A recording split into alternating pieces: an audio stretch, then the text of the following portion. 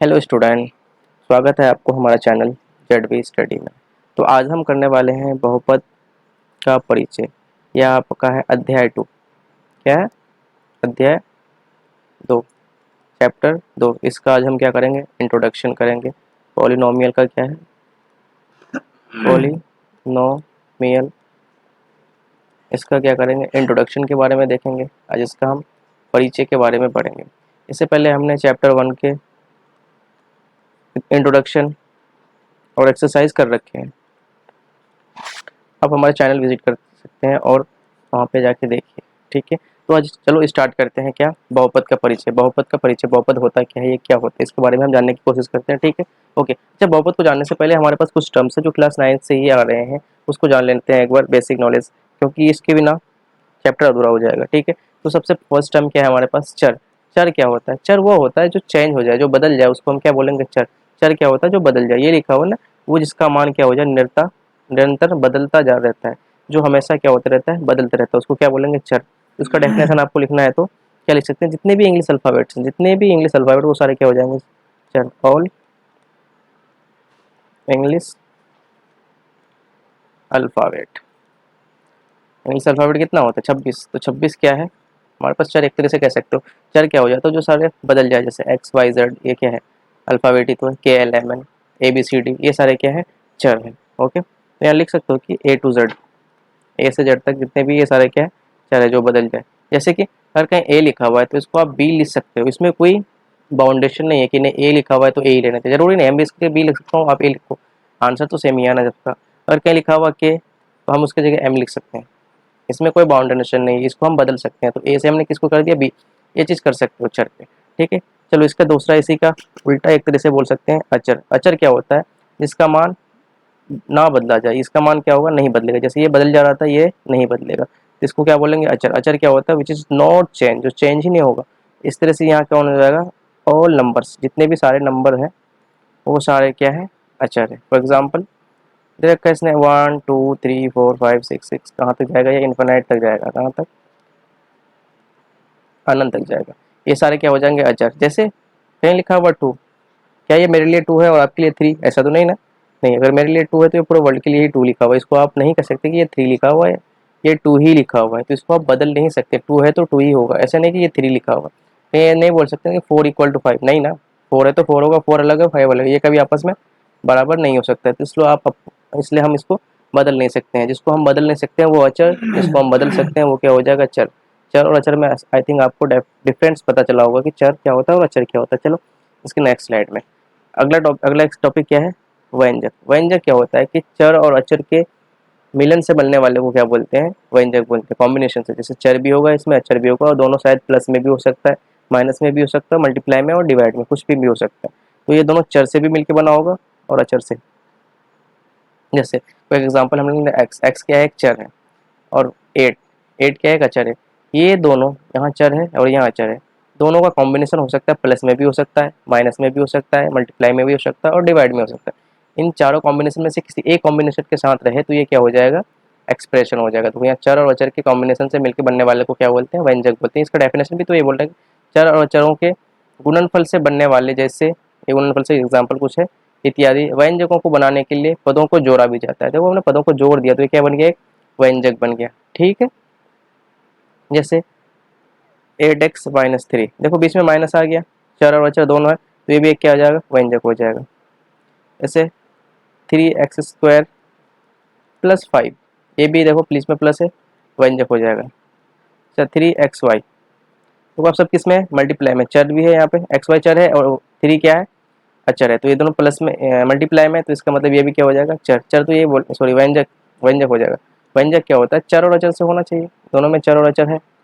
जैसे 9xy z, देखो 9 क्या है?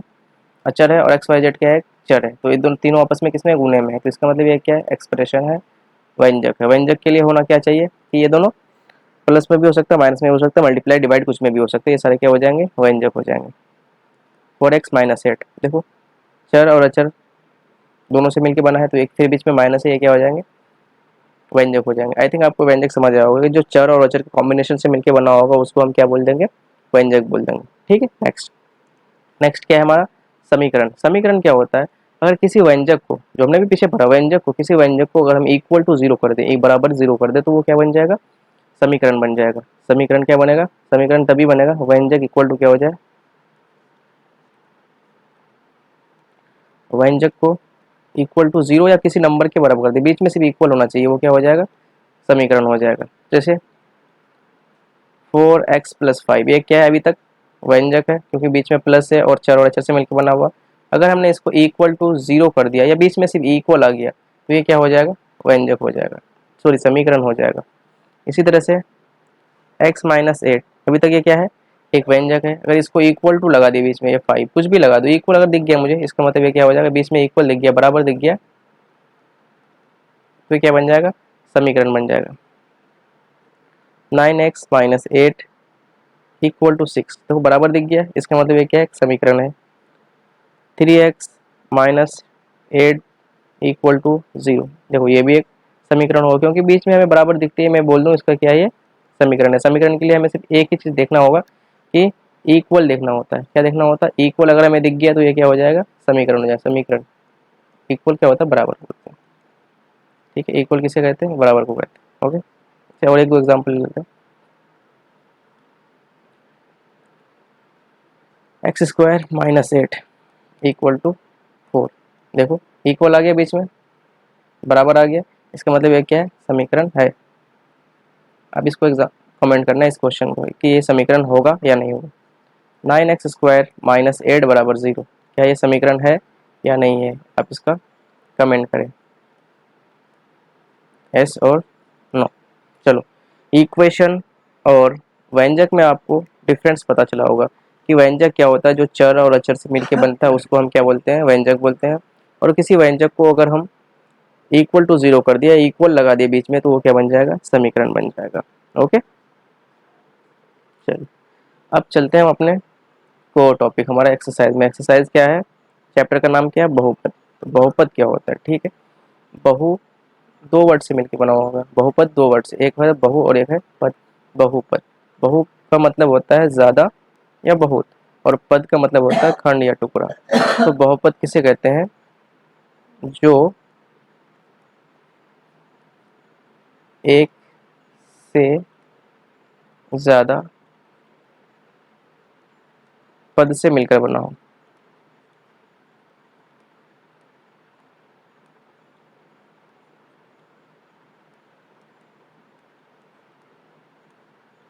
इसी को क्या बोलेंगे, बहुपद बोलेंगे, ठीक है। हालांकि ये डेफिनेशन फुलफिल सही नहीं है, क्योंकि क्लास 9 के हिसाब से बहुपद होने के बहुत सारे कंडीशंस होते हैं, बहुत सारे कंडीशन फुलफिल होंगे तभी ये बहुपद होंगे। बट हम एक सिंपल डेफिनेशन पता कर लग सकते हैं, याद रख सकते हैं। बहुपद क्या होता है कि जो एक से ज़्यादा पद से मिलकर बना हो, उसको क्या बोलते हैं, बहुपद, ठीक है। तो इसको ऐसे भी इंग्लिश वाले बच्चे क्या करते हैं कि बहुत, बहु का मतलब होता है मैनी, और पद का मतलब होता है टर्म। इक्वल टू क्या हो जाएगा, पॉलिनोमियल। ये तो होता है कि मैनी प्लस टर्म, एक से ज़्यादा पद, एक से ज़्यादा पद से मिलकर बनेगा, उसको क्या बोलेंगे, बहुपद बोल देते हैं, ठीक है। ओके, बहुपद का मतलब आपको समझ आया होगा कि बहुपद क्या होते हैं, जो एक से ज़्यादा टर्म से मिलकर बना हो उसको क्या बोलेंगे, बहुपद बोलेंगे, ओके, ठीक है। नेक्स्ट, अब चलो पदों के अनुसार बहुपद का प्रकार, टाइप्स ऑफ पॉलिनोमियल के बारे में पढ़ते हैं कि 3 प्रकार के बहुपद होते हैं पद के अनुसार। इसी तरह से घात के अनुसार भी हम पढ़ेंगे। पहले हम पद के अनुसार देख लेते हैं, पदों के अनुसार बहुपद के कितने प्रकार होते हैं, 3 प्रकार होते हैं, जिसमें से है पहला एक पदी, द्विपदी और त्रिपदी। एक पदी क्या होता है, सिर्फ सिंपल डेफिनेशन, इसमें क्या होगा, इसमें एक पद हो, जिसमें सिर्फ एक पद हो उसको एक पदी बोलेंगे। जिसमें दो पद हो, कितने पद होना चाहिए, 2 पद, तो द्विपदी। जिसमें 3 पद हो उसको क्या बोलेंगे, त्रिपदी। चलो सबका एग्जाम्पल से देख लेते हैं, ज़्यादा समझ आए। एक पदी के लिए क्या होना चाहिए, एक पद होना चाहिए। अच्छा, हम पद तभी काउंट करेंगे जब बीच में प्लस आए या माइनस है, तभी पद काउंट होते हैं। अगर बीच में मल्टीप्लिकेशन या मतलब गुना या भाग आ जाए तो वहाँ से पद काउंट नहीं करते हैं, ठीक है। जैसे एक्स, तो इसमें सिर्फ एक्स लिखा हुआ, बीच में कहीं प्लस माइनस कुछ है नहीं है, तो इसका मतलब एक ही पद है, तो एक पद ही होगा। 3 + 8x, देखो बीच में प्लस आ गया तो इसका मतलब यहाँ पद काउंट होंगे, तो यहाँ एक पद ये हुआ, बीच में प्लस है, फिर एक पद ये हुआ, 2 पद हो गए, तो ये एक पद ही नहीं है। x² क्या ये एक पद है? इसमें आगे पीछे कहीं प्लस माइनस कुछ लिखा हुआ है? नहीं है, इसका मतलब भी ये क्या है? एक पद ही है। 4k, अच्छा बीच में प्लस है या माइनस है? क्या है ये? गुना है, तो गुने और भाग में पद काउंट नहीं करते हैं, तो इसका मतलब ये एक ही पद होंगे। बीच में सिर्फ प्लस या माइनस होगा तभी पद काउंट होंगे। 3x प्लस के, इसमें कितने पद है? एक पदी हो गए, एक पद हो गए, दो पद हो गए, ये तो एक पदी नहीं है। चलो इसी तरह से द्विपदी का देखते हैं। द्विपदी के लिए क्या होना चाहिए? जिसमें दो पद हो, जैसे 3 प्लस 4x, देखो बीच में प्लस आ गया तो एक पदी हो गया, एक पद हो गया, तो इसका मतलब ये कितना है? द्विपदी, दो पद हो गए तो द्विपदी हो जाएंगे। 4x माइनस 8, देखो इसमें भी एक पद यहाँ और बीच में माइनस फिर एक, तो ये भी द्विपदी। एक्स स्क्वायर, क्या इसमें कितने पद है? इसमें भाई एक ही पद है, क्योंकि बीच में मल्टीप्लीकेशन है, गुना है, तो गुने में से कोई पद काउंट नहीं होता है, तो ये होगा नहीं।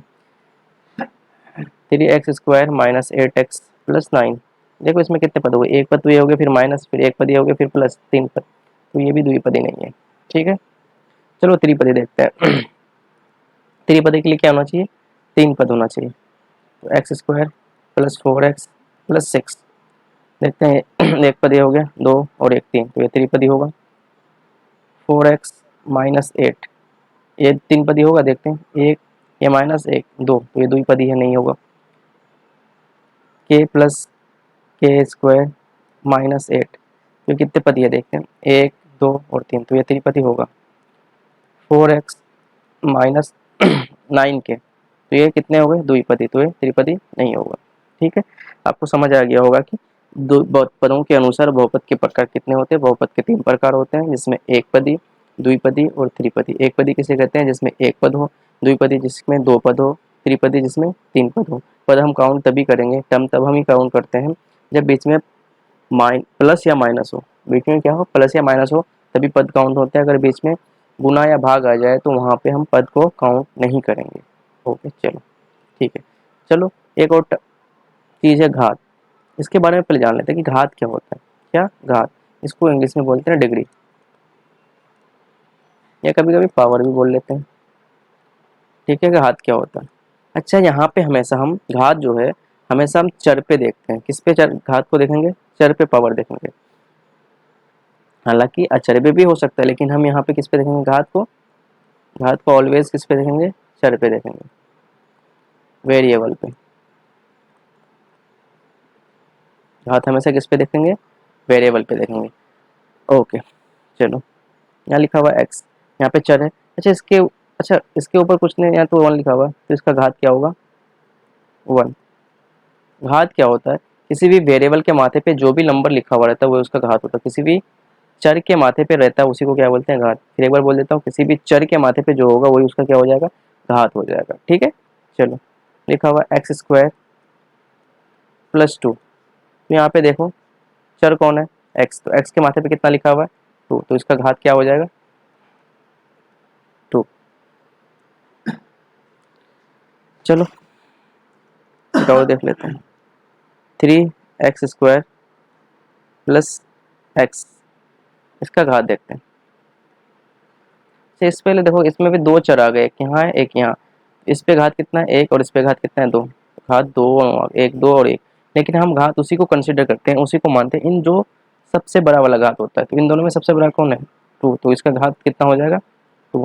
तो आपसे पूछे कि इसका घात ओवरऑल कितना है? 2, ये मत बोल देना कि 2 और 1 दोनों होगा, नहीं, घात हमेशा क्या होगा? 2 होगा।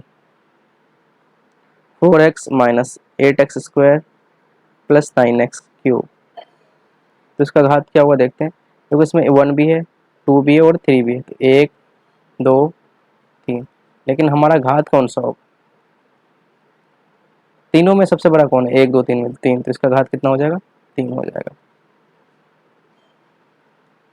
ठीक है, 3x² ऐसा लिखा हुआ, तो इसका घात कितना हो जाएगा? 3x पे ओवर 0 लिखा मैंने, स्क्वायर बोल दिया सॉरी। तो इसका घात क्या होगा? देखो यहाँ वेरिएबल कितना है? x, x पे ओवर कितना है? 0, तो इसका घात कितना होगा?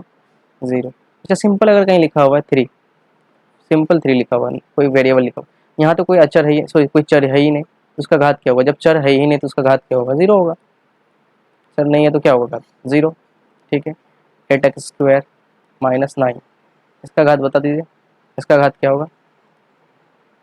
देखो यहाँ पे चर कौन है, एक्स, तो एक्स का पावर कितना है 2, तो इसका घात कितना हो जाएगा 2। आई होप आपको घात समझ आएगा। घात क्या होता है, किसी भी वेरिएबल, किसी भी चर के पावर जो होता है वही उसका क्या होता है, घात होता है।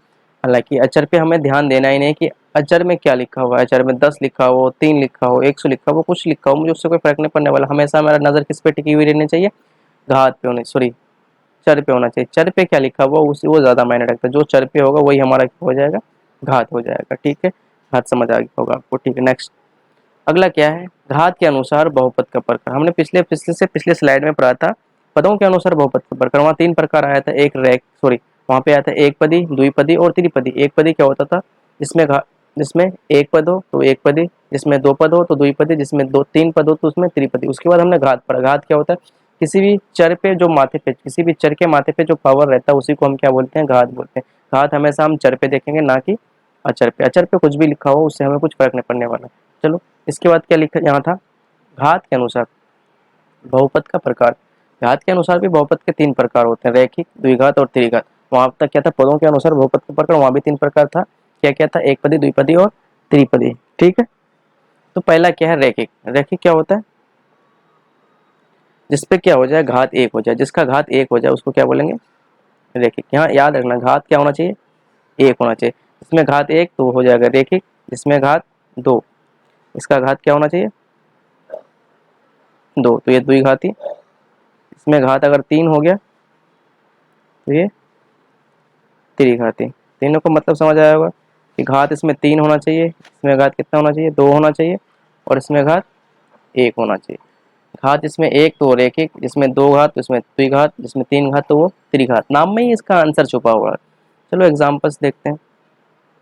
जैसे x+2, तो इसका घात कितना, देखो यहाँ पे वेरिएबल पे हमेशा घात देखते हैं ना।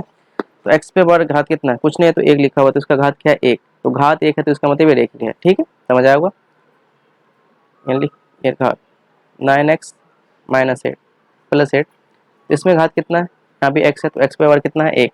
तो ये भी क्या हो जाएगा, रैखिक हो जाएगा। 3x², अच्छा इस पे घात कितना है, यहाँ पे चर कौन है, x² कितना है 2, तो ये द्विघात है, एक घात नहीं है, क्योंकि इसमें घात 1 नहीं है। रैखिक होने के लिए क्या होना चाहिए, एक घात होना चाहिए, लेकिन यहाँ पे घात कितना है, 2 है, तो ये नहीं होंगे, ये गलत है। 8k, चलो इसमें चर कौन है, के माथे पे कितना है, 1, तो इसका मतलब ये एक घात होगा, तो इसका मतलब ये रैखिक होगा। रैखिक होने के लिए सिर्फ इतना ध्यान रखना कि घात 1 होना चाहिए। घात 1 होगा तभी वो रैखिक होगा, अगर घात कुछ भी हो वो रैखिक नहीं होगा। 1 के अलावा कुछ भी हो वो रैखिक नहीं होगा, सिर्फ इतना सी ध्यान रखनी है। ठीक है आपको। दूसरा द्विघात। द्विघात के लिए क्या होना चाहिए, घात 2 होना चाहिए। घात कितना होना चाहिए, 2, तो इसका घात देखते हैं कोई एग्जाम्पल लेकर के। x², क्या इसके चर चर पे माथे पे कितना है, 2, तो इसका मतलब कितना हो जाएगा, इसका घात 2, तो इसका मतलब ये द्विघात है। 9x², देखो इसके चर चर पे माथे पे कितना लिखा, 2, तो इसका मतलब ये द्विघात है। 3 + 8k², यहाँ पे चर नहीं देते, चर कौन है यहाँ पे, के, यहाँ पे के चर है, तो इसके माथे पे कितना है, 2, तो इसका मतलब भी ये द्विघात होगा। -18² हमें इससे कुछ फर्क नहीं पड़ने वाला, 18 का स्क्वायर लिखा हुआ या 18 का पावर 1000 लिखा हुआ, मुझे नहीं फर्क। सिर्फ हमें चर पे देखना है, चर पे क्या लिखा हुआ है, 2, घात 2 है, इसका मतलब ये भी द्विघात होगा। द्विघात का मतलब समझ आ गया होगा, जिसमें घात कितना हो जाए, 2। त्रिघाती। त्रिघाती के लिए क्या होना चाहिए, घात 3 होना चाहिए। चलो x/3, क्या इसका घात कितना है, 3, घात 3 है तो इसका मतलब क्या हो जाएगा, ये त्रिघात हो जाएगा। 8x² + 9x³ देखो इसमें घात कितना, 2 और 3 है, दोनों है, लेकिन दोनों में से बड़ा कौन है, 3, बड़े वाले को हम कंसीडर करते हैं, तो इसका मतलब घात 3 है, तो ये त्रिघाती होगा। -x³, क्या ये इसमें घात 3 है, हाँ है, माइनस लिखा हुआ है कुछ लिखा हुआ, मुझे उससे कुछ फर्क नहीं पड़ता, मुझे सिर्फ मेरी नज़र सिर्फ पावर पे होना चाहिए कि यहाँ क्या लिखा हुआ, 3, तो इसका मतलब ये त्रिघाती है। 9x² - 8x², क्या ये त्रिघाती है, नहीं, इसमें दो ही घात है, तो इसमें घात 2 है, तो ये त्रिघाती नहीं होगा। तो आई होप आपको समझ आया होगा कि रैखिक घात के अनुसार बहुपद के प्रकार। घात के अनुसार बहुपद के 3 प्रकार होते हैं, एक रैखिक, द्विघाती और त्रिघाती। रैखिक क्या होता है, जिसका घात 1 हो उसको रैखिक बोलेंगे, जिसका घात 2 हो उसको हम क्या बोलेंगे, द्विघाती बोलेंगे, जिसका घात 3 हो उसको हम त्रिघाती बोलेंगे। ओके, चले नेक्स्ट। नेक्स्ट क्या है आपका, शून्य। शून्य क्या होता है उसके बारे में जानते हैं। शून्य, इसको बोलते हैं जीरोस। जीरोस कुछ नहीं होता, एक्स का मान को ही जीरोस बोलते हैं, शून्य बोलते हैं। वो एक्स का मान जिसके लिए बहुपद शून्य के बराबर हो जाए, एक्स का ऐसी वैल्यू जिसके लिए क्या हो जाए, जिसके लिए एक्स का मान क्या हो जाए, जीरो हो जाए, बहुपद का मान जीरो हो जाए। चलो इसको जैसे शून्य निकालने के लिए आपको क्या करना पड़ता है, जो भी दे रखा है आपको शून्य उसको जीरो के बराबर कर दो। ये बहुपद है P of X equal to X minus one, तो इसको क्या कर दो, जो भी पी ऑफ एक्स रखा है इसको जीरो के बराबर कर दो, जीरो बराबर एक्स माइनस एक हो जाएगा। ठीक है, इसको थोड़ा अरेंज कर लेते हैं, एक्स माइनस वन को पहले लिख लेते हैं और जीरो को इधर, तो एक्स इक्वल टू क्या हो जाएगा, जीरो प्लस एक। क्यों प्लस एक हुआ, क्योंकि माइनस में था, इधर के प्लस में, तो एक्स इक्वल टू जीरो में एक ऐड किया तो कितना हो गया, एक। तो ये इसका क्या हो जाएगा, शून्य। इसका शून्य कितना हो गया, एक। देखो अगर इस x की वैल्यू शून्य एक को और x के मान को वन को अगर इसमें आप पुट कर देंगे तो ये जीरो हो जाएगा। देखो यहाँ x की जगह वन रखेंगे तो वन माइनस वन कितना हो जाएगा, जीरो। तो ये तो बोल रहा है कि x की वो वैल्यू जिसके लिए क्या हो जाएगा, x का वो मान जिसके लिए बहुपद क्या हो जाए, जीरो हो जाए। अगर बहुपद का मान जीरो हो जाए वही उसका क्या हो जाता है, शून्य हो जाता है। इसके मतलब x बराबर वन पे ये बहुपद क्या हो जाएगा, जीरो हो जाएगा। डेट मीन्स शून्य क्या हो जाएगा, एक हो जाएगा। ठीक है, कैसे निकालते हैं शून्य का आपको पता चल गया होगा। इसी तरह से इसको निकालेंगे, इसको भी क्या करोगे, जीरो के बराबर करोगे, तो जीरो बराबर एक्स प्लस पाँच।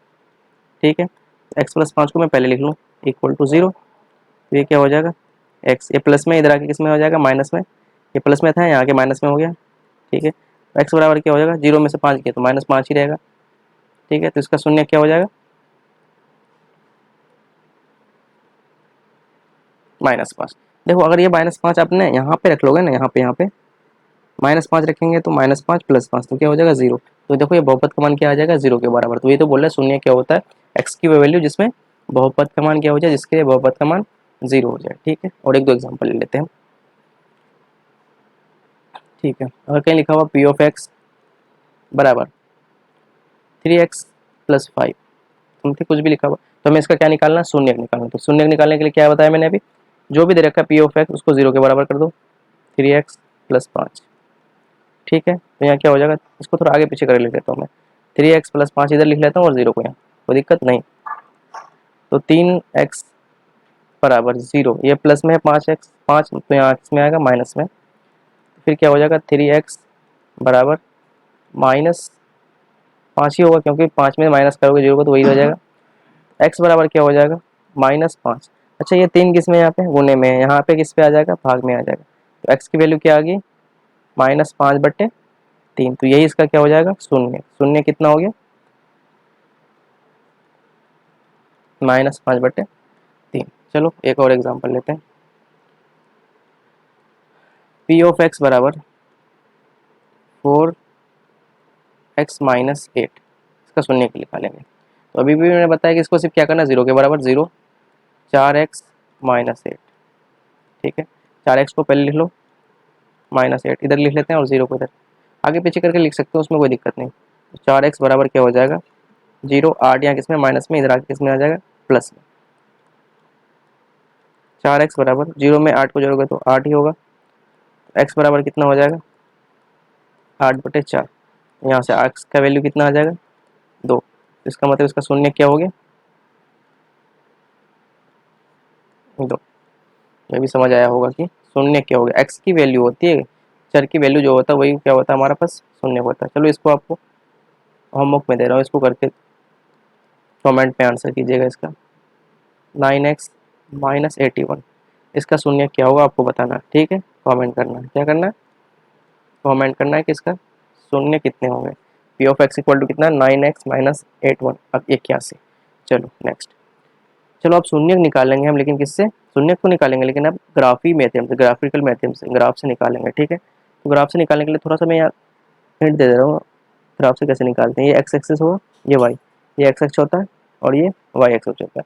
देखो कोई भी ग्राफ एक्स एक्स को कितनी बार काट रहा है वही उसका शून्य होता है। कोई भी ग्राफ एक्स एक्स को कितने बार काट रहा है, ये वाला लाइन को जितने बार काटेगा उतना ही उसका क्या होगा, शून्य होगा। जैसे मैंने एक रैंडम कुछ ग्राफ बना दिया,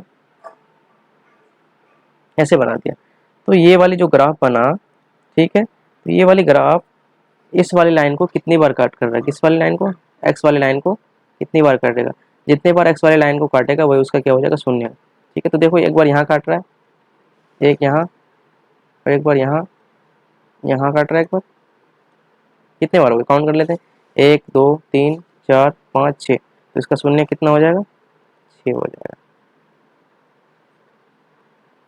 तो आपको समझ आया होगा शून्य क्या होता है ग्राफिकल मेथड से कि एक्स एक्सिस को ग्राफ कितने बार काट रहा है, एक्स वाले लाइन को ग्राफ मतलब सोया हुआ लाइन को कितने बार काट रहा है, वही उसका क्या हो जाएगा, शून्य हो जाएगा। तो देखो अभी यहाँ पहला क्वेश्चन में तो ये एक्स है और ये वाई है, इस वाले लाइन को ये ग्राफ कितनी बार काट रहा है, एक बार नहीं काट रहा है। देखो ये तो वाई से निकल जा रहा है, इधर तो काट ही नहीं रहा, तो इसका शून्य क्या हो जाएगा, जीरो। जब काट ही नहीं रहा तो शून्य क्या होगा, इसका शून्य जीरो हो जाएगा। चलो दूसरे क्वेश्चन में आते हैं। देखो इस वाले लाइन को ये वाली ग्राफ कितनी बार काट रहा है, एक ही बार काट रहा है सिर्फ यहाँ पे, इसका शून्य एक हो जाएंगे। इस वाली लाइन को ये ग्राफ कितने बार काट रही है, देखो काउंट कर लेते हैं ना, एक यहाँ, दो और यहाँ तीन, इसका शून्य तीन होगा, तीन बार काट रहा है। चलो इसको बताते हैं, एक बार यहाँ काट रहा है एक्स वाली लाइन को, एक बार यहाँ, तो इसका शून्य कितना होगा, सॉरी दो होगा ना, दो बार काट रहा है, दो हो जाएंगे। चलो इस पे देखते हैं, एक यहाँ काट रहा है, दो, तीन और इसका चार, तो इसका शून्य कितना होगा, चार बार। नेक्स्ट एक यहाँ पे, एक यहाँ दो और यहाँ तीन, तो इसका शून्य कितना होगा, तीन होगा। आई होप आपको ग्राफ से भी समझ आया होगा कि हम ग्राफ से शून्य कैसे निकालते हैं, और हमने एक एक्सप्रेशन से शून्य कैसे निकालते हैं ये भी बता दिया हमने यहाँ पे आपको कि जब कोई बहुपद दे रखी है उससे शून्य कैसे निकालते हैं। जो भी बहुपद दे रखेगा उसको जीरो को बराबर कर देते हैं, उसके बाद एक्स की वैल्यू निकाल लेते हैं, जो भी वेरिएबल है जो भी चर है उसकी वैल्यू निकाल लेंगे, वही उसका क्या हो जाएगा, शून्य हो जाएगा। और आपको हमने ग्राफ से बता दिया कि ग्राफ से कैसे निकालते हैं, एक्स एक्सिस को वो ग्राफ कितने बार काट रहा है वही उसका ग्राफ, कितने बार काटेगा वही उसका क्या हो जाएगा, ग्राफ हो जाएगा। आई होप आपको यहाँ तक समझ आया होगा, अगर समझ आया तो वीडियो को लाइक करना, चैनल को सब्सक्राइब करें और अपने दोस्तों तक शेयर करें। मिलते हैं हम नेक्स्ट टॉपिक के साथ नेक्स्ट वीडियो में, ठीक है, तब तक के लिए बाय, थैंक यू।